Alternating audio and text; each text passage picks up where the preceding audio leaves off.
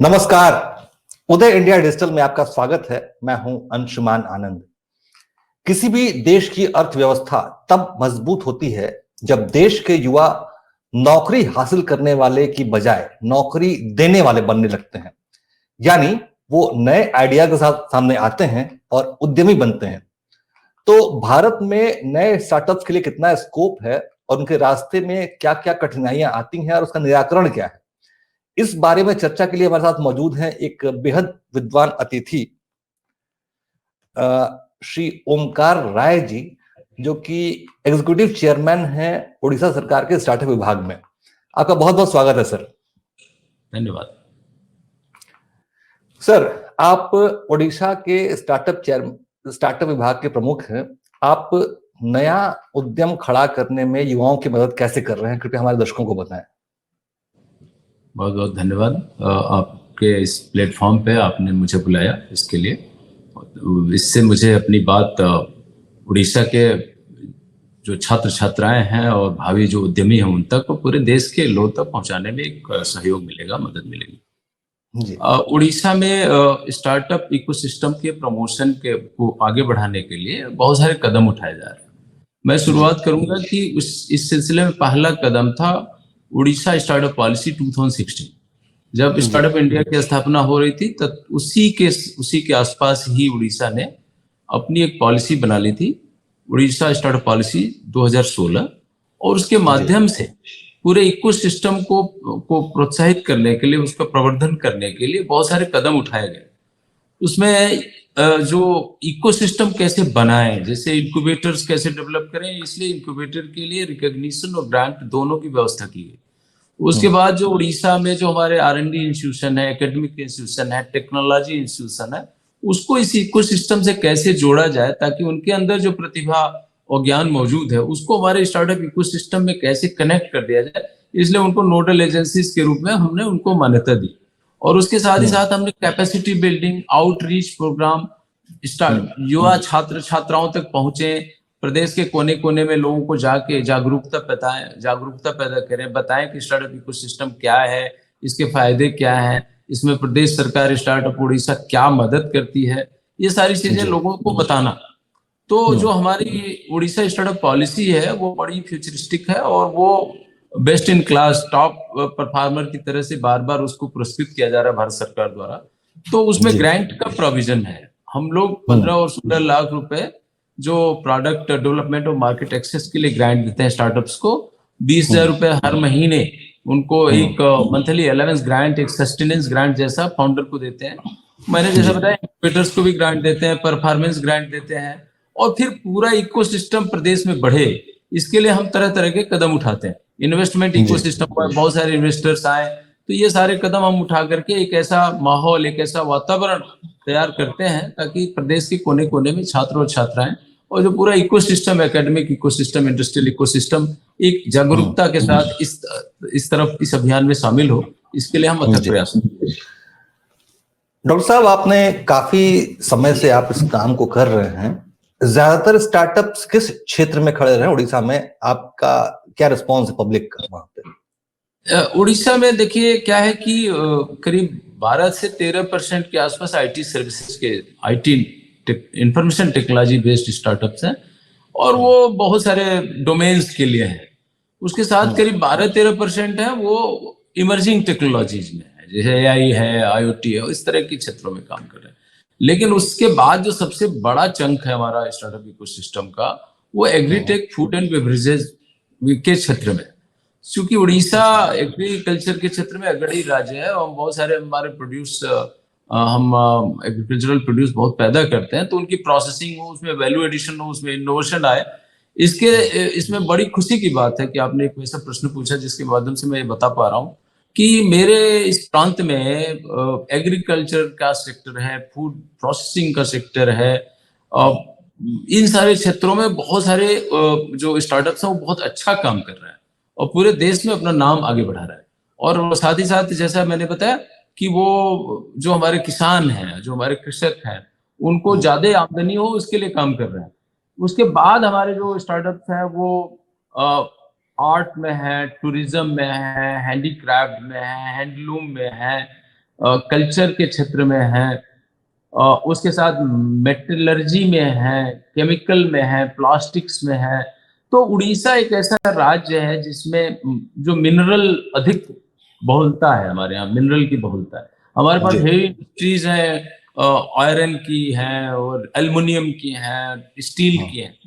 तो मेटलर्जी का एक ऐसा क्षेत्र है जिसमें हमारे यहाँ स्टार्टअप्स काम कर रहे हैं। तो हमारे जो डॉक्टर साहब स्टार्टअप्स, डॉक्टर साहब मैं पिछले दिनों उड़ीसा गया था और काफी दिन रह के आया हूँ। जब वो बाली यात्रा मेला चल रहा था कटक और पारादीप में, तो मैंने वहां महसूस किया कि उड़िया महिलाएं जो हैं, ग्रामीण महिलाएं जो हैं, उनमें हैंडीक्राफ्ट का बड़ा स्कोप है और वो बहुत अच्छी तरीके के हैंडीक्राफ्ट बनाती हैं, जो ग्रामीण आर्ट है। उस पे आप लोग, आपका स्टार्टअप, आपका विभाग कोई मदद करता है कि नहीं? बिल्कुल कर रहा है। जो हमारे स्टार्टअप्स हैं करीब 13-14% के आसपास, वो आर्ट एंड हैंडीक्राफ्ट में काम कर रहे हैं और अंत में जी इसका फायदा उन महिलाओं को मिलता है जो इस उद्योग से जुड़ी हुई है। ये जी स्टार्टअप्स इस तरह के हैं कि ये वैल्यू एडिशन करते हैं, इनोवेशन ले आते हैं, इसलिए जो आर्ट और हैंडीक्राफ्ट के प्रोड्यूस हैं उनके ज्यादा वैल्यू प्राप्त करने के लिए वो काम कर रहे हैं। उसमें टेक्नोलॉजी ले आते हैं, एक प्लेटफॉर्म तैयार करते हैं, बायर से जोड़ते हैं। सो इससे वैल्यू बढ़ती है और उसका अंत में लाभ उस उत्पादक को मिलता है, जो जो उसका निर्माता है उसको मिलता है। और ये जो जो टेक्नोलॉजी अडॉप्शन है हमारे स्टेट में, हमारे उड़ीसा में, ये काफी तेजी से बढ़ा है। आपने सुना होगा सेल्फ हेल्प ग्रुप्स के बारे में। तो जी हमारे जी प्रदेश बिल्कुल। में सेल्फ हेल्प ग्रुप्स का एक बहुत ही ऑर्गेनाइज मूवमेंट चल पड़ा है और उसके नाते बहुत सारी महिलाएं, जो महिला शक्ति है, वो इससे जुड़ी हुई है। अब इनमें सेल्फ हेल्प ग्रुप सारे तो टेक्नोलॉजी लेड नहीं है, लेकिन बहुत सारे सेल्फ हेल्प ग्रुप टेक्नोलॉजी का भी इस्तेमाल कर रहे हैं और वो तेजी से एक इनोवेशन ड्रिवन एसएचजी बनते जा रहे हैं। तो ये जो एक ट्रांसफॉर्मेशन है, ये एक जो जर्नी है, वो चल पड़ी है और प्रदेश इससे लाभान्वित हो रहा है। सर, स्टार्टअप्स के सामने सबसे बड़ी समस्या जो आती है वो बाजार की होती है कि वो अपने उत्पादों को कहाँ उसकी खपत करें। तो इस पे आपका विभाग क्या मदद करता है? हम लोग एक तो हमारा एक ग्रांट है कि प्रोडक्ट डेवलपमेंट का तो ग्रांट देते ही, हम एक मार्केट एक्सेस का भी ग्रांट देते हैं ताकि वो अपने उत्पाद के बारे में, अपने सर्विसेज के बारे में, अपने प्रोडक्ट के बारे में अधिक से अधिक जागरूकता पैदा करें, मार्केट में लोगों तक जाएं, सोशल मीडिया मार्केटिंग करें, एडवर्टाइजिंग करें, एग्जीबिशंस में जाएं, कॉन्फ्रेंसेज में जाएं, वन टू वन मीटिंग्स करें। एक तो ये हमारा ग्रांट का सिस्टम तो है ही, लेकिन उसके साथ ही साथ हम एक प्लेटफॉर्म भी देते हैं ताकि उनके प्रोडक्ट का डेमो हो, एग्जीबिशन में वो हमारे पास आए और उसके साथ सरकार जो है वो भी एक उनका पहला ग्राहक बने। इसलिए जो एक प्रोक्योरमेंट पॉलिसी हमारी है उस पर भी काम होता है। अगर कोई उत्पाद सरकार में खपत योग्य है, उसके लिए उपयोगी है, तो उसके लिए हम एक डेमो डेज जो वो करते हैं, उसके माध्यम से उसके उत्पाद के बारे में सरकारी विभागों को जानकारी मिलती है। हम पत्र भी लिखते रहते हैं सरकार को कि ये प्रोडक्ट आपके उपयोग में आ सकता है और ऐसे में इस पॉलिसी के माध्यम से एक ऑर्डर सरकार दे सकती है। उसके साथ हम उनको कारपोरेट से भी जोड़ते हैं, जी क्योंकि जी जी। कारपोरेट भी तो बहुत बड़ा स्टार्टअप प्रोडक्ट का जो है वो एक मैं वास्तव में, आपने मेरे मुंह की बात छीन ली। मैं अगला प्रश्न आपसे यही करने वाला था कि सबसे बड़ा बाजार प्राइवेट सेक्टर, कॉर्पोरेट और पीएसयूज भी हो सकते हैं उनके, हाँ और बिल्कुल इनसे भी कनेक्ट करना उचित होगा। तो आपने बिल्कुल बिल्कुल। अगर ये सबसे बड़ी सेवा होगी स्टार्टअप्स की, अगर हम उचित ढंग से उनको मार्केट से कनेक्ट कर पाए, अगर हम उनके उनके उत्पाद को खरीदने वालों से जोड़ पाए, तो यही स्टार्टअप्स के लिए सबसे प्रमुख सेवा है। और इस सेवा के लिए हम जागरूक हैं, हम सजग हैं, हम सतर्क हैं और इस पर हम काम कर रहे हैं। सर, हमारे दर्शकों को बताएं कि एक एक व्यक्ति जो अपना स्टार्टअप, उसके पास आइडिया है, पूंजी नहीं है, उसे किन किन स्टेप्स को फॉलो करके आगे बढ़ना चाहिए मदद प्राप्त करने के लिए? सबसे पहले तो एक जो आइडिएटर है, जो जिसके मन में कोई सपना है, कोई विचार है, उसके उसके अपने विचार को पुष्ट करना चाहिए। पहला तो यह है कि वो अपने विचार के ऊपर दृढ़ हो और उसके बारे में तमाम जो स्रोत हैं उसे जानकारी उपलब्ध करे। जैसे कि आज के युग में जब हम इंफॉर्मेशन टेक्नोलॉजी का युग है और जब चैट जीपीटी से जैसे जैसे हमारे पास उत्पाद है, प्लेटफॉर्म्स हैं, ओपन एआई का सोर्स है, गूगल है और भी बहुत सारे स्रोत हैं सूचना के, उन माध्यमों से अपने आइडिया को जरा टेस्ट करे, वेरीफाई करे कि ये कितना रेलिवेंट है। फर्स्ट थिंग कि वो अपने आप में ही इस बात को वैलिडेट करने की कोशिश करे। एक बार जब अपने विचार पे, आइडिया पे दृढ़ हो जाता है, तो वो उसको चाहिए कि वो जो विभिन्न तरीके के जो हैकाथॉन्स हैं, जो बूट कैंप्स तमाम संगठन ऑर्गेनाइज करते हैं, जो तमाम चैलेंज ग्रांट प्रोग्राम्स होते हैं उनमें भाग ले, या वो अपनी विचार को लेके निकटस्थ इनक्यूबेटर के पास जाए। इनक्यूबेटर भी उसको उस तरह के इवोल्यूशन मेथड से जोड़ सकता है, या जहां वो पढ़ रहा है वहां अगर कोई स्टार्टअप सेल है तो उस एकेडमिक प्रोफेसर से मिले या कोऑर्डिनेटर से मिले और वो इस आइडिया के बारे में उनसे चर्चा करे और फिर एक विस्तृत जो इकोसिस्टम संरचना है उससे वो कनेक्ट हो जाए। अब जैसे ही वो ये अपने विचार को दृढ़ता के साथ वो लेके आता है तो इकोसिस्टम में बड़ी बड़ी वाइब्रेंसी है, काफी बड़ा इकोसिस्टम बन चुका है जिसमें मेंटर्स का बड़ी उपलब्धता है। वो मेंटर से कनेक्ट हो जाए, मेंटर उसके विचार को समझे, फिर उसको देखे कि इसमें केवल कल्पना है या इसमें कुछ असलियत भी हो सकती है। तो वो मतलब आप ये कहना चाहते हैं कि सबसे पहले किसी भी विचार को एक प्रोजेक्ट में ढाला जाए, पहले रिसर्च करके प्रोजेक्ट बनाए, फिर उसको लेके वो इनक्यूबेटर्स के पास पहुंचे, इनक्यूबेटर से जाए या जहां भी है अपने निकट में इकोसिस्टम का कोई प्लेयर है उसके पास जाए जी, और जैसे ही वो जाएगा उस पूरे इकोसिस्टम से वो कनेक्ट हो जाएगा। आज ऐसे लोगों की कमी नहीं है, इनक्यूबेटर्स की कमी नहीं है कि अगर आपके विचार में ताकत है, अगर उसमें रेलेवेंस है तो वो उसको उस विचार में आपके साथ काम करने वाले लोगों की संख्या ज्यादा है। और इनक्यूबेटर्स यही काम करते हैं, एंड टू एंड आपको सॉल्व करते हैं, इकोसिस्टम से जोड़ते हैं, एंजल इन्वेस्टर से जोड़ते हैं, वेंचर कैपिटलिस्ट से जोड़ते हैं, अर्ली इन्वेस्टर से जोड़ते हैं, कुछ ग्रांट से जोड़ते हैं और फिर आपको धीरे धीरे उस अभियान में शामिल कर लेते हैं। इसमें आपका विभाग कैसे मदद करता है इस कार्य में? हम इसी काम के लिए तो बने हुए हैं, हमारी पॉलिसी है, हम तो ग्रांट देते ही। हमने जैसे बताया हमें उड़ीसा में वेबसाइट है आपकी या फिर कोई? बिल्कुल, हमारे पास वेबसाइट है, हमारे पास टोल फ्री नंबर्स हैं, हमको विजिट कोई कर सकता है, हमको व्हाट्सएप पे भी लोग लिखते हैं, हमको लिंक्डइन पे भी लोग लिखते हैं, हम उनको भी रिस्पॉन्ड करते हैं, हमको ट्विटर पे भी डायरेक्ट मैसेजेस आते हैं, या हमारा कोई पोस्ट होता है उसके नीचे रिप्लाई मोड में कोई अपनी बात बोलता है, फिर हम उसको भी कनेक्ट करते हैं। तो ईमेल है, फोन है, वेबसाइट है, हमारे इन सारे माध्यमों से हम उनको सेवा दे रहे हैं और फिर हम उनको इकोसिस्टम में लगातार जोड़ते जाते हैं। मैंने जैसे बताया कि ये एंड टू एंड सोल्यूशन देने वाली संस्था है। जी सर, आपकी संस्था जो है वो क्या, उसकी मतलब फाइनेंशियल लिमिट क्या है? वो कितने तक के प्रोजेक्ट को फाइनेंस करती है? हमारी संस्था जो है फाइनेंशियल इंस्टीट्यूशन जैसे काम नहीं करती, ये ग्रांट बेस्ड काम करती है।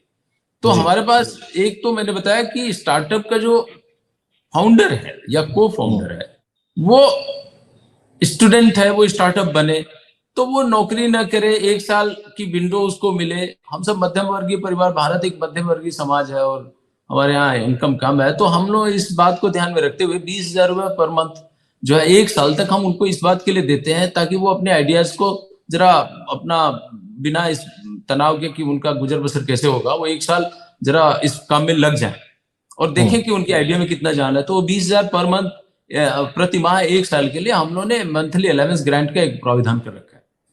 दूसरा हमारा है PDMA, product development and marketing access. उसमें हम 15 लाख जो सामान्य उद्यमी है उनको देते हैं और 16 लाख हम देते हैं जो स्पेशल कैटेगरी के उद्यमी है या विमेन लेड है, उनको 1 लाख ज्यादा देते हैं। फिर उसके बाद कोई अगर ऐसा कोई स्टार्टअप है जिसमें बहुत ज्यादा शोध और अनुसंधान आधारित प्रोडक्ट उसको बनाना है, जिसमें ज्यादा समय लगने का अनुमान है और उसमें रॉ मटेरियल भी बहुत महंगा है, समय भी ज्यादा लगता है, ऐसे के लिए हम नीड बेस्ड असिस्टेंस है, उसमें कोई सीमा नहीं है उसकी। उसमें हम एक समिति के माध्यम से उसमें उचित उसकी पात्रता देख लेते हैं और फिर उस हिसाब से हम ये तय करते हैं कि इसको कहाँ तक देना है, तो उसकी कोई सीमा नहीं है, वो केस टू केस बेसिस पे हम करते हैं। उसके बाद इंक्यूबेटर्स है, इंक्यूबेटर्स जितने सक्सेसफुल स्टार्टअप्स को ग्रेजुएट करेंगे, अपने यहाँ से सफल बना के निकालेंगे, उनके ऊपर 5 लाख रुपए पर स्टार्टअप हम उनको भी परफॉर्मेंस ग्रांट देते हैं। जो कैपिटल ग्रांट हम जो इंक्यूबेटर को देते हैं वो अलग है, लेकिन परफॉर्मेंस ग्रांट भी देते हैं। तो हमने एक ऐसा एक तंत्र बना रखा है, उसमें सबके लिए ये बड़ा इंसेंटिवाइजिंग होगा कि वो सफल बनाए स्टार्टअप्स को। तो सारे इकोसिस्टम प्लेयर्स हैं वो स्टार्टअप्स को सफल बनाने में लगे रहते हैं। सर, पिछले दिनों हमने देखा कि एक टीवी शो शार्क टैंक आया जो स्टार्टअप बेस्ड है और मतलब नए आइडियाज को प्रमोट करता है, उसके लिए फंड का इंतजाम करता है। तो क्या आपके विभाग ने कुछ ऐसी व्यवस्था सोची है कि आप इस तरह का कोई ओपन प्लेटफॉर्म खड़ा करें जहां लोग अपने आइडियाज शेयर करें और उसका ओपन जजमेंट हो कि उस आइडिया में कितना दम है और उस पर कितना पैसा लगाया जा सकता है? ऐसा कोई विचार आया आपके पास कभी? इसमें दो बातें मैं आपको जोड़ना चाहूंगा कि एक तो हम लोग ये बूट कैंप्स वगैरह तो लगातार करते रहते हैं। अभी हमने स्टार्टअप एक्सप्रेस स्टार्टअप यात्रा किया था, हमने अगस्त में 2022 में उसको लॉन्च किया था। और हमारे प्रदेश में 30 जनपद हैं, 30 डिस्ट्रिक्ट हैं। हमने सारे जगहों पे 2 वैन चलाई, वैन कैंपेन किया और हमने उसे 10,000 छात्रों तक हमने अपनी पहुंच बनाई। और बूट कैंप्स हमने उनके आइडियाज किए। 300 बूट कैंप में 1000 से ज्यादा छात्रों ने, और प्रदेश के बड़े पिछड़े क्षेत्रों से भी, मलकानगिरी और कोरापुट, ढेंकानाल और इस तरह के बड़े दुर्गम क्षेत्रों के भी लड़के और लड़कियां आकर के अपने विचार को अपनी अपनी जगह पे उन्होंने प्रस्तुत किया। बहुत ही क्रांतिकारी, बहुत ही उद्यमोन्मुखी विचार थे उनके।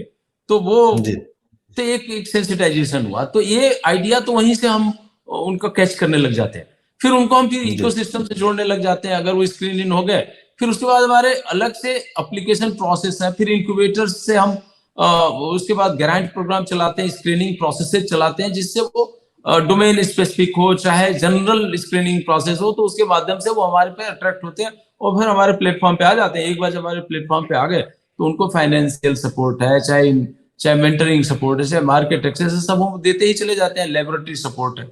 अब दूसरी बात, आपने शार्क टैंक जैसे एक सिस्टम की बात कही, तो विगत दिनों अभी टीम ड्रिपर आए थे, हम लोग उनसे मिले थे। और टीम ड्रिपर एक बहुत ही टीम ड्रिपर का जो वेंचर कैपिटलिस्ट के वो फाउंडर है, बिलियनर है अमेरिका में। और उन्होंने सारी जो बड़ी कंपनियां आज की हैं, जो टेक्नोलॉजी की कंपनियां हैं, जो IT बेस्ड कंपनियां, उनमें उनका कैपिटल इन्वेस्टमेंट रहा है बेसिकली। चाहे वो टेस्ला हो, चाहे स्पेसएक्स हो, चाहे हॉटमेल हो, तो ये सारी चीजों को उन्होंने फंडिंग किया। और उनका एक dripper open house startup house है का कॉन्सेप्ट है। तो बेंगलोर में अभी वो बना है भारत में, और उड़ीसा में हम लोगों ने पिच किया है। और आपके माध्यम से मैं दर्शकों को बताना चाहूंगा कि ड्रिपर जो है ये एक रियलिटी शो बेस्ड इन्वेस्टर अच्छा। हाँ, बेसिकली रियलिटी शो क्या है कि उनके पीछे बैकग्राउंड में सारी इंफॉर्मेशन प्रोसेस कर लेते हैं, बाइट्स ले लिया, उसको असेस कर लिया, ड्यू डिलिजेंस कर लिया, और फिर एक शो के माध्यम से उनको अपने सामने लेके आते हैं। दर्शक भी वहां होते हैं और उनसे प्रश्न पूछ करके, और ड्रिपर वही निर्णय लेते हैं कि इसमें इन्वेस्ट करना है कि नहीं करना है। तो ये एक हम उड़ीसा में, बेंगलोर के बाद उड़ीसा ही भुवनेश्वर एक ऐसे जगह बनने जा रहा है जो ड्रिपर हाउस को खोलेगा, और इस पे काम चल पड़ा है। अभी पिछले हफ्ते की बात, बहुत पुरानी बात नहीं है। दूसरा, शार्क टैंक का जो सिस्टम है, उसमें एक बात है कि जो इकोसिस्टम में है वो स्ट्रेंथ जरा आ जाती है जब हमारे स्टार्टअप भी भारी संख्या में बनने लग जाए, इन्वेस्टर्स भी भारी संख्या में बनने लग जाए, और एक विलिंग इन्वेस्टर्स की एक जमात खड़ी हो जाए, तो वो फिर शार्क जैसे रियलिटी बेस्ड प्रोग्राम चलने पड़ जाते हैं। अदरवाइज अन्यथा हमें एक टीम ड्रिपर जैसे जो बहुत ही मैसिव कैपिटल के साथ जो मार्केट में है और जो उनका एक पैशन है इन माध्यमों से इन्वेस्ट करना, ऐसे लोगों को हमें फिर रोक इन करना पड़ता है। इसीलिए उड़ीसा ने स्टार्टअप उड़ीसा ने और हम लोगों ने टीम ड्रिपर के साथ ये काम आगे बढ़ाया है, ताकि भारत में जो दूसरा ड्रिपर स्टार्टअप हाउस हो जो लगातार रियलिटी के शो के माध्यम से स्टार्टअप्स को इवेलुएट करे और उनको अपना वेंचर कैपिटल दे, ऐसा हम एक प्रयास करें। हाँ, अपने दर्शकों को बता दें कि डॉक्टर ओंकार राय जैसे लोग इस देश की नींव के पत्थर हैं, जो कि भारत के भविष्य का निर्माण कर रहे हैं अपने आइडियाज से, अपनी मेहनत से। उन्होंने अपने लिए नहीं किया है, उन्होंने देश के भविष्य की बुनियाद मजबूत की है। सर, एक आखिरी प्रश्न मेरा आपसे होगा कि जो एक्सपेरिमेंट आप उड़ीसा में कर रहे हैं, उसे मतलब वो मॉडल देश के किन किन हिस्सों में होना चाहिए, और इसका क्योंकि बहुत प्रेरक है, आपका कार्य बहुत प्रेरक है, मैं उम्मीद करूंगा इससे पूरा देश प्रेरणा लेगा। एक संदेश दीजिए आप देश के बाकी हिस्सों के युवाओं के लिए और स्टार्टअप उद्यमियों के लिए। आपने बहुत ही एक ऐसा मुझे सुझाव दिया, संकेत दिया, जिससे मैं बहुत ही उत्साहित महसूस कर रहा हूँ। मैं आपको ये बताऊं कि जैसे एक उड़ीसा जैसा एक प्रांत है जो ईस्टर्न इंडिया में है, और आप देखिए कि ईस्टर्न इंडिया को उतना प्रगत नहीं माना जाता, लेकिन अगर आप उड़ीसा की नीतियों की बात करें, इसके इनिशिएटिव पहल की बात करें, तो ये भारत में एक ऐसा प्रदेश के रूप में उभर चुका है जिसकी पहल बहुत ही प्रखर है, बहुत अच्छी है। अब स्टार्टअप इकोसिस्टम पे मैं अगर बात करूं तो ठीक है कि उड़ीसा आज बेंगलोर कर्नाटक से मुकाबला नहीं कर सकता, क्योंकि वहां एक बड़ा इकोसिस्टम पहले से मौजूद है। हम एनसीआर या दिल्ली और गुड़गांव नोएडा से भी मिलकर मुकाबला नहीं कर सकते, क्योंकि वहां पहले से ही टेक्नोलॉजी बहुत ज्यादा प्रगत है, इंडस्ट्री बहुत आगे है और वहां बहुत सारे स्टार्टअप्स भी हैं। लेकिन जहां तक नीतियों की बात है, जहां तक इंफ्रास्ट्रक्चर क्रिएट करने की बात, जहां तक इंसेंटिवाइज करने की बात है, जहां अथक परिश्रम करने की बात है शासन द्वारा, प्रदेश द्वारा, सरकार द्वारा, तंत्र द्वारा, उसमें आज उड़ीसा सबसे अग्रणी प्रांत है। तो आज जो उड़ीसा की जो पॉलिसीज हैं वो बहुत ही उन्नत है, प्रगत है और महत्वाकांक्षी और दूरगामी है। आज उड़ीसा में जब हम कोई भी पॉलिसी बना रहे हैं या जो कोई भी कदम उठा रहे हैं, तो हम उसको 5T के ऊपर हम उसको जज करते हैं कि भाई ये ट्रांसफॉर्मेटरी होगा कि नहीं, इसमें टेक्नोलॉजी अडॉप्ट होगी कि नहीं, टाइमलीनेस होगा कि नहीं, टीम वर्क होगा कि नहीं, ट्रांसपेरेंसी होगी कि नहीं। ये 4-5 कसौटियों पे हम हर पॉलिसी को नापते हैं और जब हम उसका उत्तर पा जाते हैं तो उस पॉलिसी को जनता तक लेके जाते हैं। इसीलिए जो स्टार्टअप उड़ीसा की जो पॉलिसी है, 2016 की पॉलिसी आज भी श्रेष्ठ पॉलिसी है, क्योंकि DPIIT जो गवर्नमेंट ऑफ इंडिया का एक विभाग है जो perform state startup ranking framework के ऊपर पुरस्कृत कर रहा है, चिन्हित करता है, वो लगातार उड़ीसा को टॉप परफॉर्मर स्टेट का दर्जा दे रहा है। तो हम उस पर प्रयास कर रहे हैं और हम ठीक है कि अब हम अभी तुरंत बेंगलोर जैसे नहीं हो जाएंगे और हम हैदराबाद या चेन्नई या पुणे जैसे तुरंत नहीं हो जाएंगे, लेकिन ये जरूर है कि जिस तरह की नीतियां हम लागू कर रहे हैं और जिस तरह का प्रयास कर रहे हैं, उसमें हमारा प्रदेश ये है कि अपनी जो अधिकतम गति जो भी प्रदेश प्राप्त कर सकता है, ऑप्टिमल जो ग्रोथ दे सकता है, उस पे हम आगे बढ़े। और इसलिए सारे प्रदेशों को मैं ये कहूंगा कि स्टार्टअप उड़ीसा की जो पॉलिसीज है या स्टार्टअप जो उड़ीसा की जो नीतियां आज हैं वो उसको इवेलुएट करने की जरूरत है, क्योंकि वो बहुत ही मेहनत से बनाई जाती है और बहुत ही फ्यूचरिस्टिक और बहुत एस्पिरेशनल है।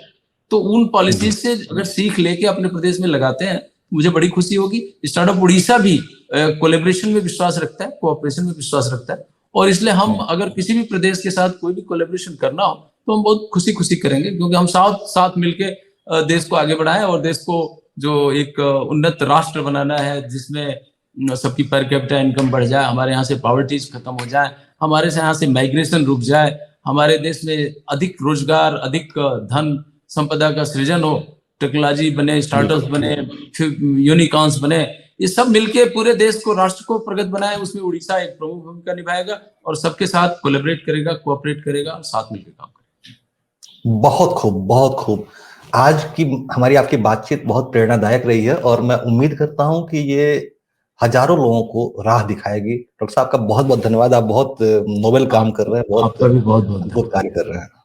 Thank you sir, thank you so much.